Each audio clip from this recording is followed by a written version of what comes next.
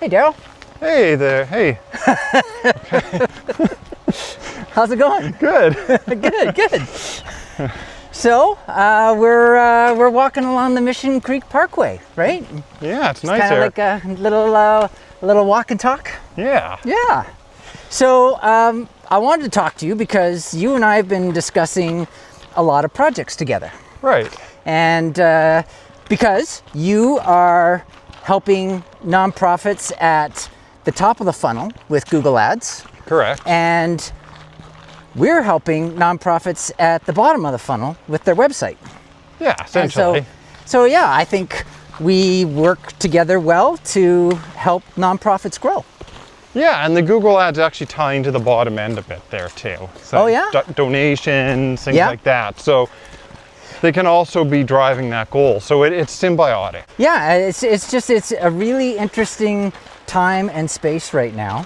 And so what I wanted to ask you was why nonprofits? Why do you like working with nonprofits?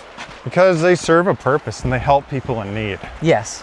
There's a lot of people need help, and some of the stuff that nonprofits help with varies, right? And some of it can be short term. Some people need a short hand up.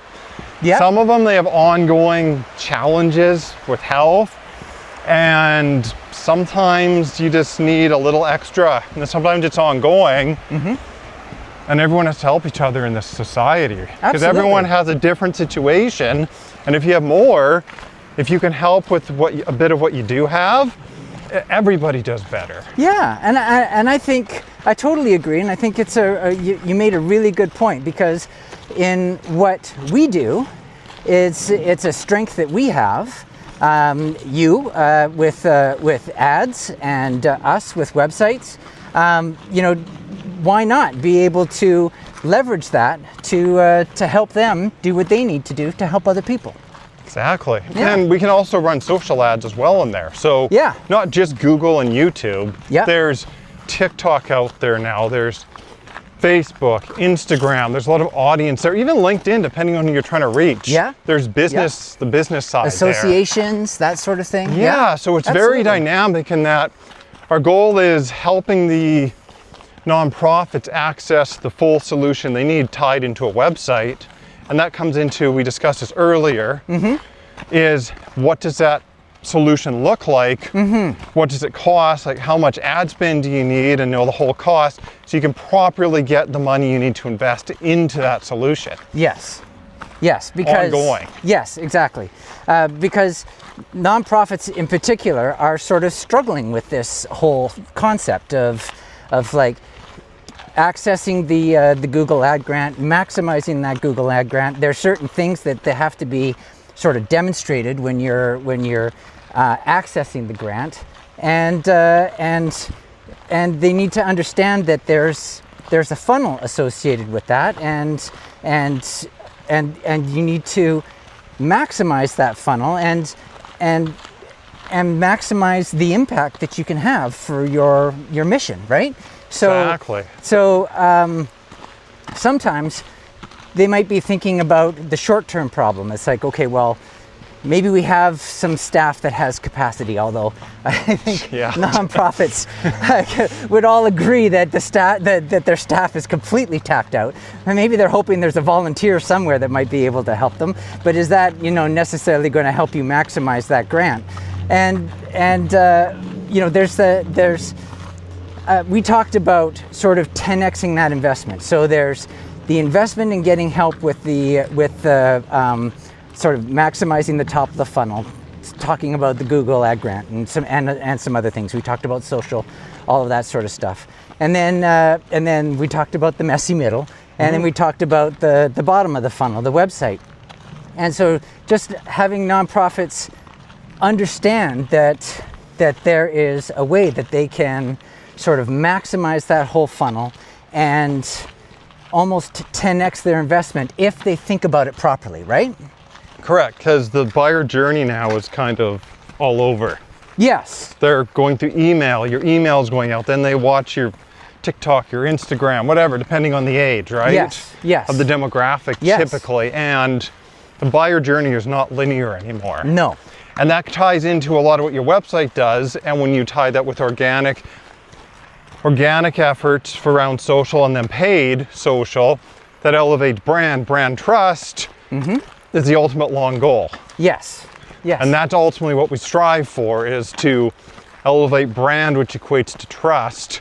And that's how you become able to help more people. Right. And more people want to invest Yeah. in you because you develop a good reputation. Yes. Yes. And so you've developed some material to help nonprofits sort of understand what that looks like and how they can best prepare to bring somebody like an agency like yourself at the top of the funnel and an agency like us at the bottom of the funnel, to sort of optimize that funnel for them to maximize their return on investment.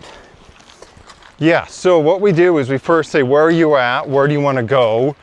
What do you have in place? What does your team look like? And then once we assess all that, we then say, who do we need? So even though website's bottom of funnel, it's actually one of the first things that should be looked at.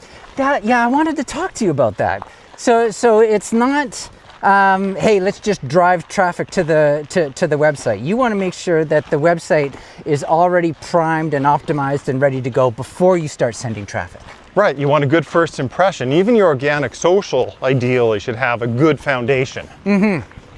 Yeah. Because when the first impression of your nonprofit does matter. Yes. Yes, it's so interesting. I've been thinking a lot about first impressions, and because there was a time, and you might remember this, although you're a lot younger than I am, that we did used to say the website was the first impression. Yeah, and that's. But it's kind of changed now. It's ads, social. They're coming in contact with a brand or a nonprofit, or higher ed or e-commerce, whatever the organization or business might be, sort of long before they actually perhaps get to the website. Would you agree? Yeah, it's going that way with the algorithms, but that doesn't mean they might not go to the website through research. It all depends on who your audience is, right? So if you look at Alzheimer's, for example, they might be more inclined to find something that's SEO'd. Yes. Or click a Google ad, because it depends just because on of their demographic? Yeah, how you use the internet is different, right? Yes. And how you interact with social. So but it's definitely going that the website matters, but it's not necessarily the first touch point now. YouTube, for example, is big. So running YouTube ads and organic content, stuff like that reaches people. Yes, it's a very interesting time and space, and it's always a changing AI search. Oh, so that's a whole other one. AI crawls your website. So your website still matters, because even ads, it matters your website, because it crawls it based on the SEO and the content. So your website, even if they don't visit it, is a central pillar to where it drives a lot of source. Now it's starting to get smarter and crawl your social and everything else. But that being said, the website is still the single source of truth you as a nonprofit own. Yes. Everything else is rented. So that goes back to your original point. Before you start sending traffic, if you want to optimize what's happening with AI, what's happening with search, and optimize what's happening with any kind of ads and promotions that you're doing online, the website still is sort of the first thing you should address. Yeah, and it's also what Google uses, for example, to get you a Google nonprofit account to access discounts. Needs clear mission statement. How do you donate? It should be clear what you do. Yeah, it drives everything. It doesn't mean it's not like necessarily where people go now, but like the first place, but it's still a heavily crawled resource, secondary to your social and everything after that. They're all secondary. Yeah.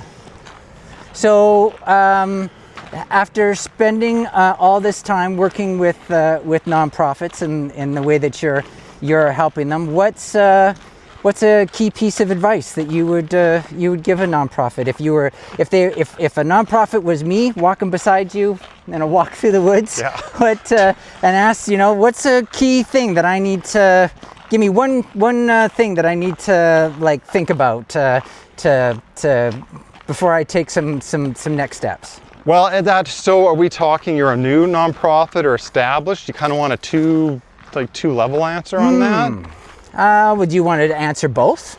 Yeah, because if you're starting out or you're a newer versus established, it's a little different. Okay. So if you're starting out, be very clear on who you're serving and how you help them, because that's people need to understand that. If you're established, you probably know that. You're probably running ads. The second one would be if you're more established, are you maximizing everything you're doing? Now that you have a team, do they have the resources? Do they need to handle everything?